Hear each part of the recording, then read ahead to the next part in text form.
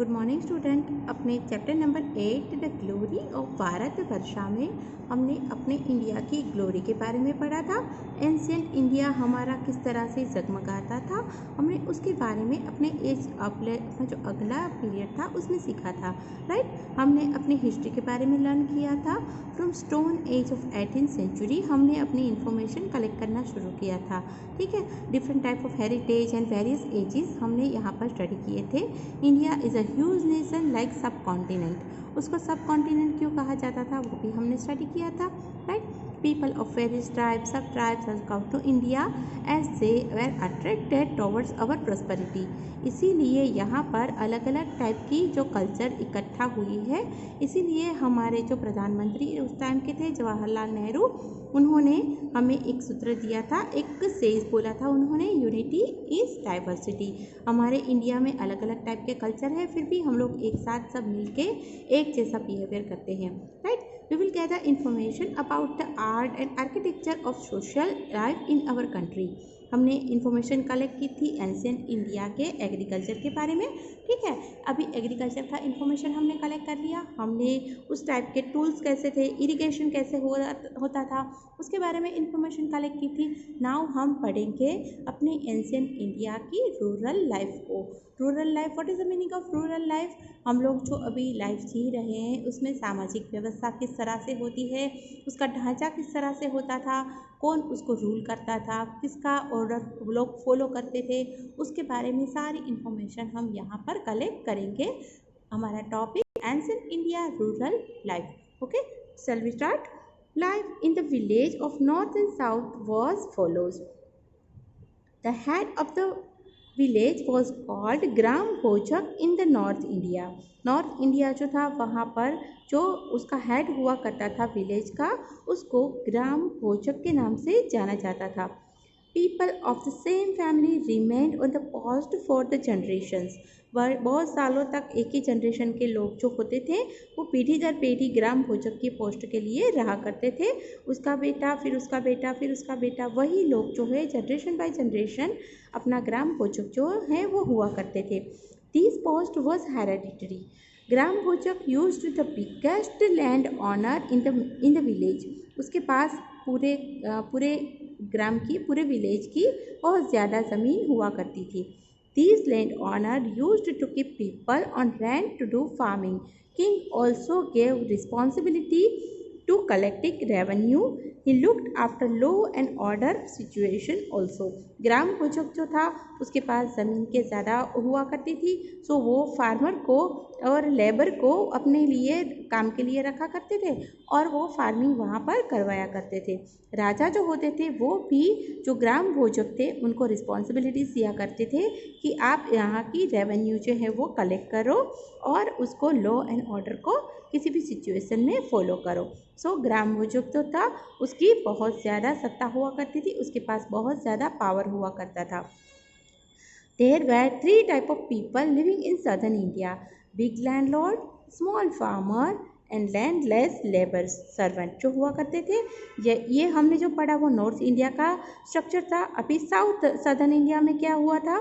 Southern India में three type के people हुआ करते थे। जो पहले जो थे वो बहुत बड़े लैंडलॉर्ड जिसके पास बहुत सारी ज़मीनें हुआ करती थी, ज़मींदार जिसको बोलते हैं। दैन स्मॉल फार्मर्स जिनके पास छोटी छोटी ज़मीनें हुआ करती थी और वो अपनी खेत अपने आप ही जोता करते थे वो। बाकी के थे वो थे लैंड लेस लेबरर्स, जो ये बिग लैंडलॉर्ड हुआ करते थे, ज़मींदार हुआ करते थे, उसके पास काम के लिए जाया करते थे, जिसको लेबरर यानी कि मजदूर के नाम से भी जाना जाता था। लाइफ इन टाउन, ये था रूरल लाइफ। गांव की लाइफ कैसी थी? अभी हम किसके बारे में पढ़ेंगे? लाइफ इन टाउन्स के बारे में। Most of the cities were capitals of महाजनपदास about 100 years ago. These cities were protected by fortification. Spiral walls have been found from many cities which were known as wells. These wells are used for toilet, drains और dustbins. पुराने ज़माने की जो town planning हुआ करती थी वहाँ पर स्पेरिकल वेल्स पाए गए थे। स्पेरिकल वेल्स माने ज़मीन के अंदर जो खुदान होती थी, कुएँ होते थे वो। ठीक है, बहुत सारे सिटीज़ में वो पाए गए थे जो किसके लिए यूज़ हुआ करते थे? उसको कभी टॉयलेट के लिए, कभी ड्रेन के लिए, या तो फिर डस्टबिन की तरह उसको इस्तेमाल हुआ करता थे। ये टाउन प्लानिंग के जो सिटीज़ मिले हैं वहाँ पर मिले हुए हैं। People in rural area and urban areas used wheat, barley, rice, milk, curd, ghee, fruit, etc. and meat and fish for eating purpose. Rural life के जो एरिया से और अर्बन एरिया में भी वीट, बार्ली, ये सारे जो हैं, घी जो होते हैं, फ्रूट्स होते हैं, ये सब चीज़ें खाने के लिए भी इस्तेमाल में लाई जाती थी। एंशिएंट इंडिया में जो लोग हुआ करते थे वो कपड़े किस तरह से पहना करते थे उसके बारे में भी हम यहाँ पर जानेंगे। रूरल एंड अर्बन एरिया में जो पीपल थे वो 2 क्लोथ्स को पहना करते थे, man and women both. The cloth they wore on the lower part of the body was called nevi, and the cloth worn on the upper part of the body was called vas. Sometimes they wrapped a cloth like dupatta around the upper part, which was called abhivasa. Ancient Indian art, किस तरह से हमारे India की art हुआ करती थी। Historian divide art into 2 part, fine art and performing art. Fine arts included drawing, painting, literature, architecture, music and clay art, etc. While performing arts are included dance, drama, etc. We will look into these matters in detail. हमें यहाँ पर उसके बारे में detail में study करना है। First one, literature in India. Indian literature is divided into 3 sections: religious, non-religious and description given by the foreign travelers. First one, religious literature. What is religious? Religious माने धार्मिक साहित्य. The Vedas are included in the oldest literature of India. There are 4 Vedas: Rig Veda, Yajur Veda, Sam Veda and Atharva Veda. Brahmin text and Aranyak were created to explain the Vedas in the Satpat Brahmins. Gopat Brahmin and Brihad Aranyaka may be considered as most important. इनमें से जो वेदास है वो सतपथ ब्राह्मण, गोपत ब्राह्मण and बृहद अरण्यक जो हैं वो बहुत ही ज़्यादा इम्पोर्टेंट माने जाते हैं. Apart from the Ramayana and Mahabharata, epics are a triangular confluence of ancient India, society, culture and religion.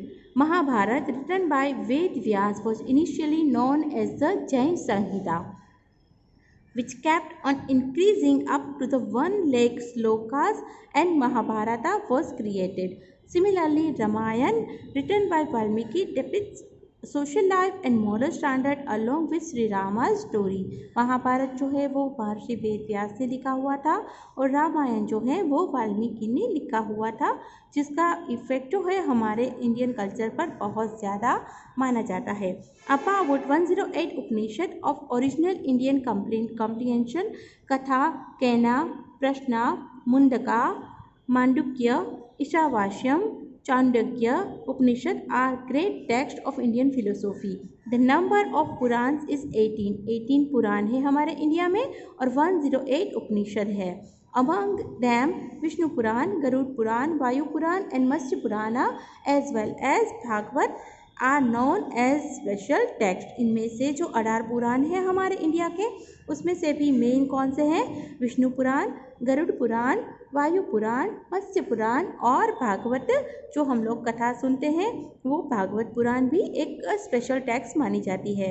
We find information about life and religion in Buddha and Jain text. Buddha और जैन की जो text मिली थी पुराने India में उससे भी हमें religion और लाइफ के बारे में ज़्यादा पता चलता है.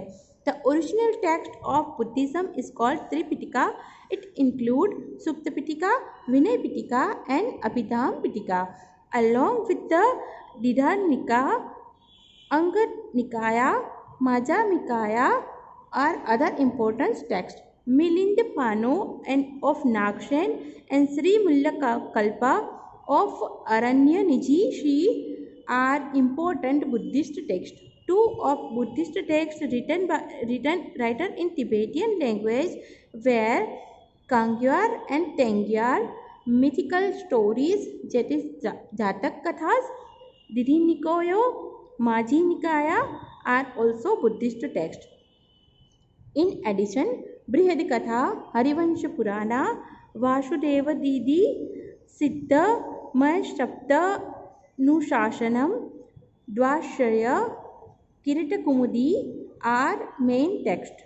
Jain texts are called Agam texts. There are 12 Agam Kathas. In ancient Jain literature is divided into 14 Parv and 12 texts, that is Anga.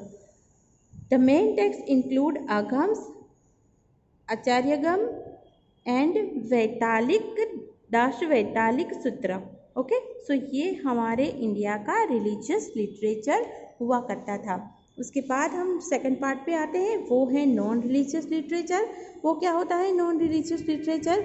Religious literature जो होता है वो धार्मिक कथाओं के बारे में होता है, चाहे वो हिंदू का धर्म हो, बुद्धिज़्म हो, जैन हो। ओके, सो उसके रिलेटेड जो भी इंफॉर्मेशन, जो भी लिटरेचर पाया जाता है उसको रिलीजियस लिटरेचर बोला जाता है। एंड नेक्स्ट वन था non religious literature. Literary text whose content is other than religious are called non-religious literature. They mostly include poem, drama, as called, that is prasastio, grammar text and smritis. Smritis are Hindu law text. They include Manusmriti, Yajnavalkya Smriti and Narada Smriti. कौटिल्यस अर्थशास्त्र is also a law text. Law text माने जिसमें हमें कायदे से कैसे जीना है उसके बारे में सिखाया जाता है, या तो फिर अच्छी लाइफ के लिए हमें कौन कौन से रूल फॉलो करने होते हैं जिसके बारे में समझाया जाता है, उसको बोलते हैं स्मृतिज। राइट, हमारे इंडिया में मनुस्मृति, यज्ञवाल्क्य स्मृति एंड नारद स्मृति जो है वो बहुत अच्छी मानी जाती है, उसको हम लोग आज भी फॉलो करते हैं। नेक्स्ट है कौटिल्य का अर्थशास्त्र। कौटिल्य जो था वो चंद्रगुप्त का गुरु हुआ करता। A large number of plays and poems were written in ancient India. These include great poets like Mahakavi Bhas, Kalidas, Shudraka, Bharvi, etc. Among such important epics, Abhigyan Shakuntalam, Raghuvansham, Meghdootam, Kiratarjunah, Swapnavasham तथा Mrichakatika are included. In South India, special literature called Sangam literature was composed. It was composed by first 3rd century. About 1600 folk poets composed heroic poems in 3 Sangam यानी कि meeting in Madurai. In this literature, Silpakaram, Manimekhalai are very important. Best grammar text in Sanskrit is Panini's Ashtadhyayi, which was composed in 5th century BC. Ashoka's inscription also inform us about administration during Maurya Empire and ethical rules of Buddhist religion in ancient India. City-Asian poetry and text developed greatly during Gupta age. Harisen was the writer of Samudragupta's Prayag Prasasti. Veersen Sabha was writer of Prasasti. Chandragupta II of Udaygiri. Bana was praised Harsha in Harshcharitra. इस तरह से जो राजा महाराजाओं के प्रशस्ति यानी कि उसके जो बखान होते थे उसके बारे में भी जो लिटरेचर लिखा गया है उसको भी इंडियन एंशिएंट लिटरेचर में माना जाता है, नॉन रिलीजियस लिटरेचर में। ये सारे लिटरेचर जो हैं वो ताम्रपत्र पे या तो फिर पेड़ के पत्तों पे या तो फिर कपड़ों पे लिखे जाते थे, और अभी भी इनमें से कुछ लिटरेचर जो हैं जिनको संभाल के हमारे म्यूजियम्स में रखे गए हैं। ओके, सो हम अपने नेक्स्ट पीरियड में पढ़ेंगे डिस्क्रिप्शन बाय फॉरेन ट्रैवलर्स, और उसके बाद हम अपने इंडिया का ट्रेड किस तरह से होता था, सिल्क रूट क्या होता था, उसके बारे में भी पढ़ेंगे। ओके।